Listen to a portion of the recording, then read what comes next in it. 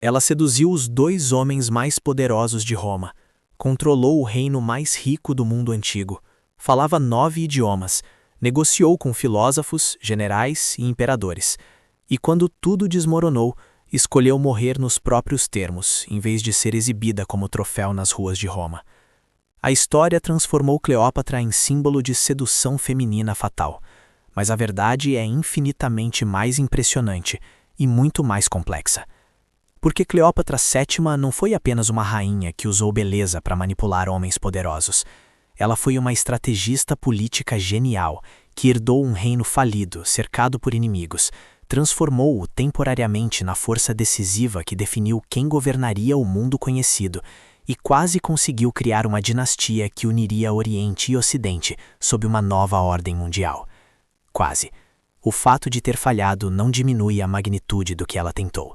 E o fato de Roma ter passado 2000 anos reescrevendo sua história para transformá-la em vilã sedutora diz mais sobre o medo que ela inspirou do que sobre quem ela realmente foi. A pergunta que ninguém faz é simples.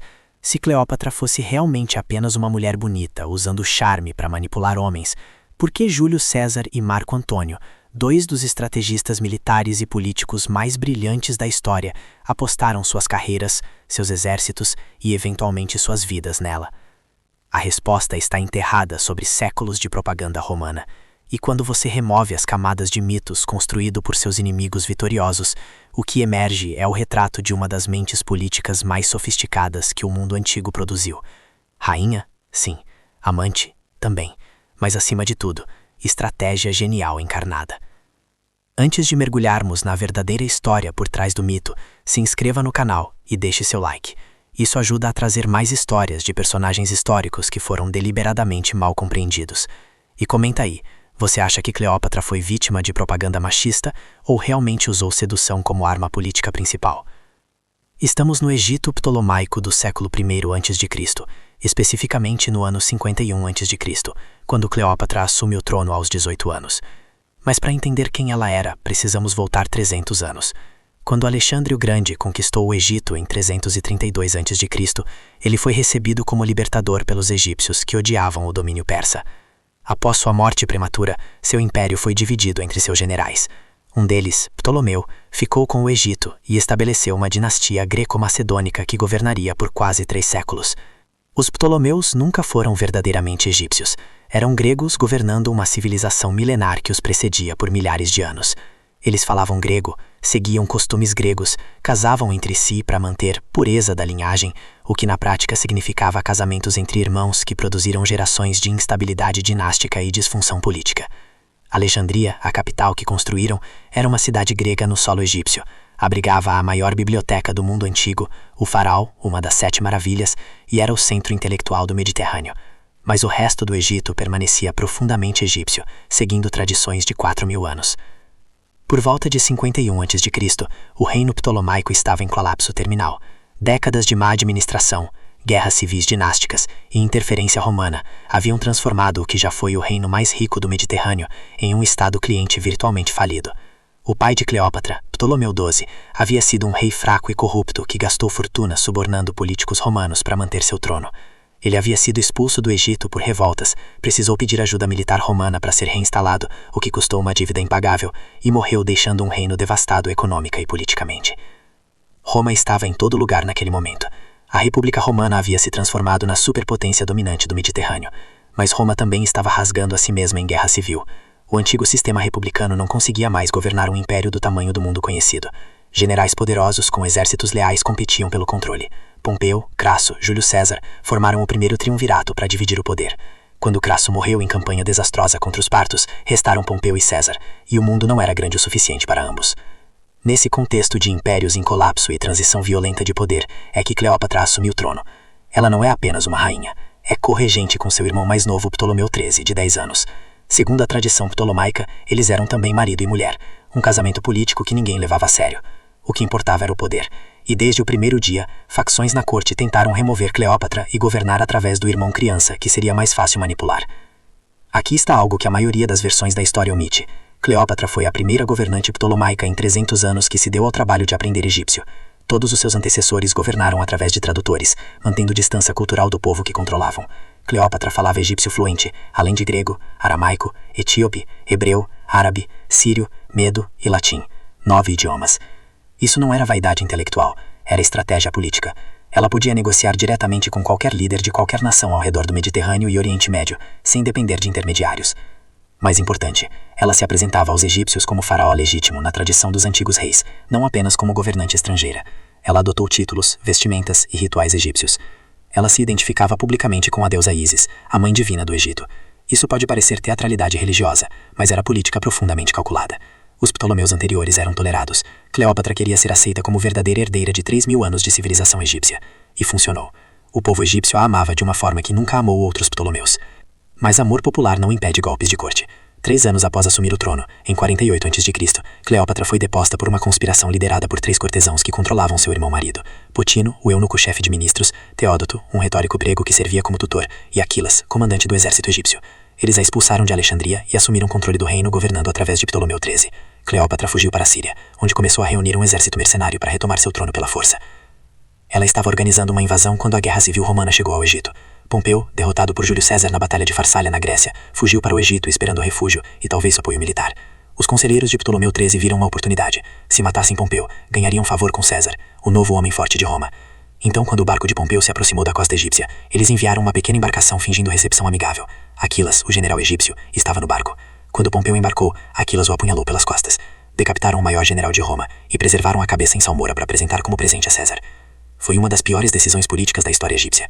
Quando César chegou em Alexandria dias depois em perseguição a Pompeu, eles apresentaram orgulhosamente a cabeça de seu rival. César ficou horrorizado e furioso. Pompeu havia sido seu inimigo, sim, mas também seu genro, pai de seus netos, e um cidadão romano de status consular que merecia julgamento em Roma, não assassinado por estrangeiros. César chorou ao ver a cabeça. Então começou a tratar o Egito não como aliado, mas como território a ser controlado. César ocupou o Palácio Real em Alexandria com suas legiões e declarou que, como cônsul de Roma e executor do testamento do falecido Ptolomeu XII, ele mediaria a disputa sucessória entre Cleópatra e seu irmão. Na prática, isso significava que o Egito perdia a soberania. Os conselheiros de Ptolomeu XIII controlavam a cidade e o exército. Cleópatra estava exilada fora de Alexandria, sem acesso ao palácio onde César residia temporariamente. Ela precisava desesperadamente apresentar seu caso pessoalmente, mas qualquer tentativa obviável de entrar na cidade controlada por inimigos resultaria em captura ou morte. O que aconteceu a seguir entrou na lenda. Cleópatra foi contrabandeada para dentro de Alexandria escondida em um saco de roupas de cama, ou, segundo algumas versões, um tapete enrolado, carregado por um associado siciliano chamado Apolodoro. Eles navegaram pelo porto em um pequeno barco ao anoitecer. Entraram no palácio através de entradas laterais menos vigiadas, e o pacote foi entregue diretamente aos aposentos privados de César. Quando o saco foi aberto, Cleópatra emergiu. Foi um dos momentos mais dramaticamente calculados da história antiga. A maioria das versões românticas dessa história foca na sedução imediata, mas pare e pense no que realmente aconteceu aqui. Uma rainha de 21 anos, exilada, sem exército, conseguiu infiltrar-se em território hostil e obter audiência privada com o homem mais poderoso do mundo, através de uma combinação de ousadia, timing perfeito e inteligência operacional. César tinha 52 anos, havia visto todas as formas de manipulação política imaginável em décadas de intriga romana. Ele não era idiota romântico que se apaixonava por qualquer rosto bonito. O que quer que Cleópatra tenha dito naquela sala foi convincente em nível muito mais profundo que a atração física. Ela argumentou seu caso. Ela era a governante legítima. Seu irmão era uma criança manipulada por cortesãos corruptos que haviam assassinado Pompeu de maneira covarde. O Egito precisava de liderança estável, e ela era a única capaz de fornecer isso. Ela também, quase certamente, ofereceu algo que César desesperadamente precisava: dinheiro. César estava profundamente endividado por suas guerras civis. O tesouro egípcio, mesmo diminuído, ainda era vasto. Uma aliança com Cleópatra seria acesso a recursos financeiros que Roma não tinha. César decidiu apoiá-la. Ele convocou Ptolomeu XIII ao palácio e anunciou que restauraria o testamento do Ptolomeu XII. Cleópatra e seu irmão governariam como originalmente pretendido. Foi declaração de guerra. Os conselheiros de Ptolomeu XIII não aceitariam perder poder, e o exército egípcio, 20.000 homens, sediou o Palácio Real, onde César estava com apenas 4.000 legionários e Cleópatra. O que se seguiu foi a Guerra Alexandrina, um conflito brutal de 6 meses, onde César esteve mais próximo de derrota e morte do que em qualquer outro momento de sua carreira. O exército egípcio, comandado por Aquilas, controlava a cidade. César controlava apenas o bairro do palácio e o porto. Batalhas navais explodiram no grande porto de Alexandria. Durante um combate particularmente desesperado, o fogo se espalhou das docas para os armazéns próximos que continham parte da coleção da grande biblioteca de Alexandria. Milhares de manuscritos únicos queimaram. Uma das grandes tragédias culturais da antiguidade, durante esse jogo de fogo fazime. César eventualmente recebeu reforços de aliados na Ásia Menor e Judéia. O exército de Ptolomeu XIII foi derrotado em batalha decisiva no delta do Nilo. O jovem rei afogou-se tentando fugir quando seu barco sobrecarregado virou. Seus conselheiros principais foram executados. César declarou Cleópatra vitoriosa e estabeleceu um novo corregente para ela, outro irmão ainda mais jovem, Ptolomeu XIV, de 12 anos, que não representava ameaça alguma. Na prática, Cleópatra governava sozinha. E ela estava grávida de César. Isso era declaração política explosiva. César era casado com uma aristocrata romana, Calpurnia, mas não tinha filho homem legítimo. Cleópatra deu à luz um menino que ela ousadamente nomeou Ptolomeu César, mas que todos chamavam pelo apelido Cesarião, Pequeno César. Ela alegava que César era o pai, e César nunca negou publicamente, embora também nunca confirmou oficialmente. Para Cleópatra, Cesarião representava a fusão dinástica entre Roma e Egito, uma nova ordem mundial governada por essa linhagem híbrida. Para os romanos tradicionalistas, era a aberração, seu maior líder produzindo herdeiro bastardo com rainha estrangeira. César permaneceu no Egito por meses, algo sem precedentes para general romano em campanha ativa. Eles navegaram pelo Nilo em procissão real que parecia mais lua de mel dinástica que ocupação militar. César estava fascinado pela antiguidade egípcia, pela prosperidade do reino, pela própria Cleópatra. Mas eventualmente a realidade política o chamou de volta. Ele tinha inimigos em Roma, províncias em rebelião e um império para consolidar. Ele deixou 3 legiões no Egito oficialmente para manter estabilidade, mas na prática para proteger Cleópatra. 2 anos depois, em 46 a.C., Cleópatra foi a Roma. César a instalou em sua vila do outro lado do rio Tíber, fora dos limites oficiais da cidade. Foi escândalo político massivo. Ela não veio sozinha. Trouxe Cesarião, seu irmão-marido Ptolomeu XIV, uma corte completa de centenas de pessoas e presentes espetaculares. Ela foi recebida oficialmente como monarca aliado, teve estátua de ouro erguida no templo de Vênus Genétrix. Roma nunca tinha visto nada parecido, uma rainha oriental vivendo abertamente como amante do ditador de Roma, mãe de seu filho, tratada quase como consorte imperial. Os romanos a odiaram. Ela representava tudo o que eles temiam: decadência oriental, monarquia, mulher exercendo poder político através de homem poderoso. Cícero, o grande orador, escreveu cartas privadas cheias de veneno sobre sua arrogância. A aristocracia romana sussurrava que César pretendia tornar-se rei, mover a capital para Alexandria, governar como faraó oriental em vez de magistrado republicano romano. Eram conspirações absurdas, mas refletiam o medo real de que a ordem republicana tradicional estava acabando. E então, nos idos de março de 44 a.C., César foi assassinado. 23 senadores conspiradores o esfaquearam no teatro de Pompeu. Brutus, Cássio e outros libertadores alegavam estar salvando a república de aspirações monárquicas de César. Mas tudo o que conseguiram foi criar vácuo de poder que mergulhou Roma em nova rodada de guerra civil, ainda mais destrutiva. Cleópatra estava em Roma quando isso aconteceu. Ela fugiu imediatamente de volta para o Egito, levando Cesarião. Seu irmão-marido, Ptolomeu XIV, morreu misteriosamente logo depois, quase certamente envenenado por ordem dela. Não havia mais necessidade de manter ficção de corregência. Ela elevou Cesarião, com apenas 3 anos, como corregente nominal. Na prática, governava absolutamente, e se preparava para o que viria a seguir. Roma eclodiu em caos. Os assassinos de César foram eventualmente derrotados por coalizão de Marco Antônio, Lépido e Otaviano, sobrinho neto adotivo de César. Eles formaram o segundo triunvirato para dividir o mundo romano. Otaviano ficou com o Ocidente, Antônio com o Oriente, Lépido com a África. Mas todos sabiam que era arranjo temporário. Eventualmente, guerra entre eles era inevitável. Marco Antônio convocou Cleópatra para encontrá-lo em Tarso, na Cilícia, em 41 a.C. Oficialmente, era para ela explicar por que o Egito não tinha apoiado ativamente o triunvirato contra os assassinos de César. Na realidade, Antônio precisava dinheiro para a campanha planejada contra os partos, e o Egito era o único reino com tesouros suficientes. E Cleópatra precisava protetor romano poderoso para garantir a independência egípcia. Eles precisavam um do outro. A questão era nos quais termos fariam negócio. Cleópatra planejou a entrada mais espetacular da história antiga. Ela não chegou como suplicante, ela chegou como Afrodite encarnada. Sua barcaça de ouro tinha velas púrpuras, remos de prata, e era perfumada com incenso que podia ser cheirado da costa. Ela estava reclinada sob do céu dourado, vestida como a deusa, cercada por criados fantasiados de cupidos. Música tocava. Era produção teatral de escala épica calculada para comunicar uma mensagem. Ela não era cliente buscando favor romano. Era monarca igual negociando de posição de força cultural e financeira. Antônio ficou impressionado. Ele tinha 42 anos, era general brilhante, mas também famoso por amar luxo, vinho e prazeres. Cleópatra reconheceu o tipo de homem que ele era e adaptou sua abordagem. Com César ela havia sido interlocutora intelectual. Com Antônio, ela foi companheira de festas, parceira de excessos. Mas não se engane, isso também era estratégia calculada. Ela estava lendo seu alvo e dando a ele exatamente a experiência que o manteria engajado. Eles se tornaram amantes e aliados. Marco Antônio passou o inverno em Alexandria vivendo em luxo que Roma não podia oferecer. Cleópatra engravidou de gêmeos, mas diferente de César, Antônio reconheceu os filhos publicamente, Alexandre Hélio e Cleópatra Selene, Sol e Lua. Era a declaração dinástica ainda mais ousada. E Antônio, diferente de César, não era sutil sobre suas ambições orientais. Por anos, Antônio e Cleópatra governaram efetivamente o Oriente como corregentes. Ele liderava campanhas militares contra Partos, com sucesso misto. Ela fornecia financiamento, navios, grãos, logística. Eles tiveram mais um filho, Ptolomeu Filadelfo.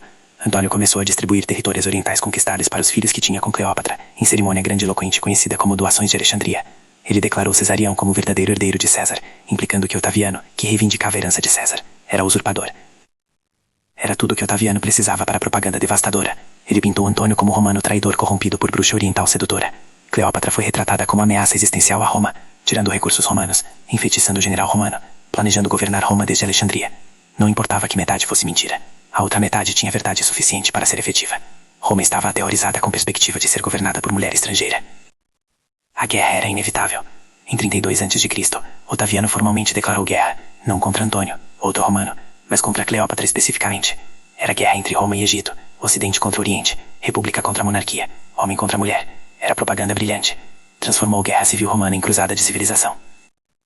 A frota combinada de Antônio e Cleópatra encontrou a frota de Otaviano em Ácio, na costa ocidental da Grécia, em 2 de setembro de 31 a.C. Foi desastre tático de múltiplos níveis. A frota deles era maior, mas menos móvel. Os marinheiros de Otaviano, comandados pelo almirante Agripa, eram mais experientes. E, crucialmente, muitos dos aliados de Antônio não confiavam nele mais, vendo-o como fantoche de Cleópatra. Quando a batalha começou a virar contra eles, Cleópatra fez uma decisão. Retirou sua esquadra egípcia de 60 navios e fugiu para a mar aberta em direção ao Egito. Antônio a seguiu. Ele abandonou o resto de sua frota, que se rendeu ou foi destruída, e foi atrás dela. Foi considerado covardia suprema pela cultura militar romana. Um comandante não abandona suas tropas. Mas Antônio estava completamente comprometido com Cleópatra naquele ponto. Sem ela e os recursos egípcios, ele não tinha nada. Eles voltaram para Alexandria, sabendo que Otaviano viria eventualmente. Passaram meses finais em algo entre negação, desespero e tentativas frenéticas de organizar última defesa. Cleópatra tentou negociar secretamente com Otaviano. Ela abdicaria se ele poupasse seus filhos. Otaviano fingiu considerar, mas sua intenção era clara: destruição completa de qualquer ameaça futura. Em agosto de 30 a.C., as forças de Otaviano chegaram ao Egito. A defesa de Antônio colapsou quase sem luta. Seus soldados o abandonaram. Cleópatra se trancou em seu mausoléu fortemente construído, com seu tesouro e 2 servos leais. Falsas notícias foram levadas a Antônio de que ela havia se suicidado. Desesperado, ele caiu sobre sua própria espada, tentando suicídio romano honorável. Mas ele estragou. A espada não atravessou órgãos vitais. Ele estava morrendo lentamente quando descobriu que Cleópatra estava viva. Seus servos o carregaram ao mausoléu. Cleópatra não abriu as portas trancadas, tinha medo de soldados romanos entrarem.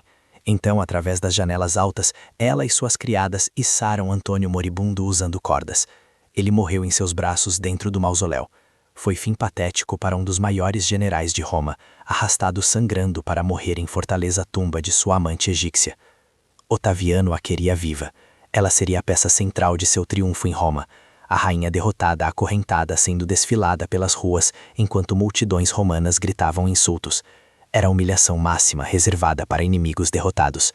Cleópatra sabia disso, e não importava o que acontecesse, ela não seria exibida como troféu. Ela negociou brevemente com Otaviano. Ele visitou o mausoléu. Havia discussão sobre termos, tratados, futuros. Mas Cleópatra, ainda uma estrategista brilhante até o fim, entendeu que não havia futuro para ela. Otaviano permitiu que ela realizasse ritos fúnebres para Antônio. Ela foi ao túmulo dele, derramou libações, falou palavras finais, e então voltou ao mausoléu para preparar seu próprio fim. A maneira exata de sua morte é debatida. A versão mais famosa, imortalizada por Plutarco e Shakespeare, é que ela usou veneno de cobra, especificamente uma áspide ou cobra egípcia, que foi contrabandeada em cesta de figos. É poeticamente apropriado. A cobra era símbolo de realeza egípcia Moureus usado na coroa faraônica. Morrer por cobra era morrer como deusa rainha. Outras fontes antigas sugerem que ela tinha veneno escondido em alfinete oco ou outro dispositivo. Historiadores modernos consideram o envenenamento oral mais provável que mordida de cobra, mas simbolismo importa mais que método preciso. Ela morreu em 12 de agosto de 30 a.C., aos 39 anos. Suas duas criadas mais leais, Iras e Carmiana, morreram com ela.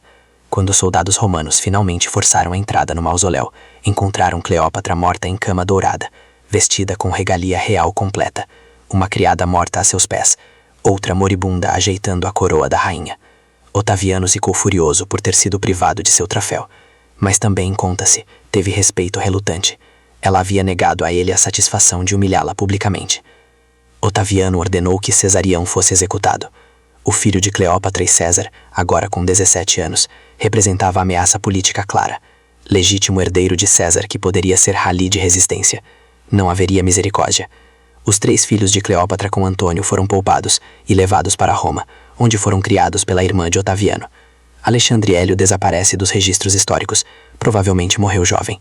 Cleópatra Selene eventualmente casou com o rei da Mauritânia e teve filhos, sendo a única criança de Cleópatra cuja linhagem sobreviveu. O Egito deixou de existir como reino independente. Tornou-se província pessoal de Otaviano, que logo se tornaria Augusto, primeiro imperador de Roma. Nenhum senador romano tinha permissão de visitar sem autorização imperial. O Egito era rico e estrategicamente importante demais para confiar a outros. Por 300 anos foi celeiro de Roma, fornecendo grãos que alimentavam a capital. A era dos faraós, que havia durado 3.000 anos, terminava definitivamente. A última era Cleópatra. E então começou a reescrita histórica. Roma havia sido quase destruída por ela, ou pelo menos seus recursos, sua estratégia, seu financiamento haviam sustentado Antônio contra Otaviano. O próprio César havia sido fascinado por ela a ponto de abandonar temporariamente ambições em Roma. Ela quase conseguiu criar nova ordem mundial, unindo o Egito e Roma sob dinastia híbrida. O fato de ter falhado não diminui que ela chegou extraordinariamente perto de sucesso. Mas Roma não podia admitir que mulher estrangeira quase destruiu a república, então a narrativa foi ajustada. Ela não era estrategista política genial, era sedutora usando feitiçaria sexual para controlar homens fracos. Não era líder que falava 9 idiomas e governou por 20 anos. Era mulher fatal cujo único poder era beleza exótica. A propaganda de Otaviano, criada para justificar guerra civil, solidificou-se em história oficial. Poetas romanos como Horácio e Propércio escreveram sobre ela como ameaça decadente oriental. Historiadores romanos posteriores como Plutarco preservaram histórias, mas sempre através de lente romana que havia como aberração perigosa. Evidência arqueológica e documentária do próprio Egito pinta quadro diferente.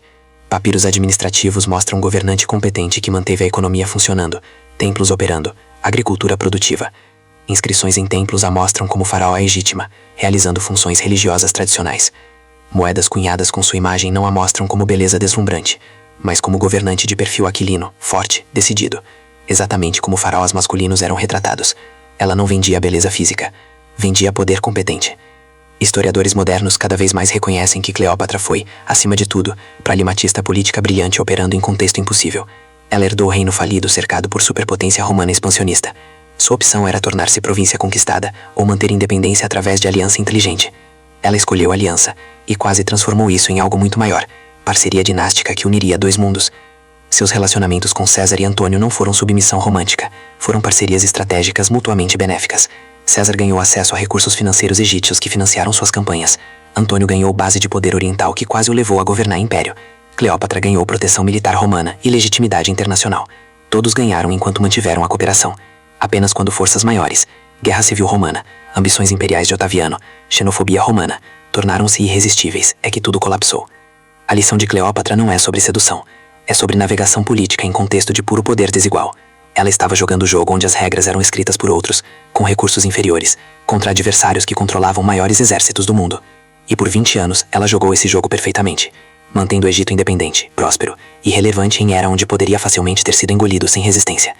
O fato de eventualmente ter perdido era quase inevitável dadas as circunstâncias. O impressionante é quanto tempo ela venceu. Se você gostou dessa reavaliação de uma das mulheres mais mal compreendidas da história, inscreva-se no canal e ative o sininho para não perder mais histórias de personagens que foram deliberadamente distorcidos por vencedores. Deixe seu like se essa versão de Cleópatra te surpreendeu. E conta nos comentários, qual outro personagem histórico você acha que foi injustamente julgado pela história? Sua sugestão pode ser nosso próximo.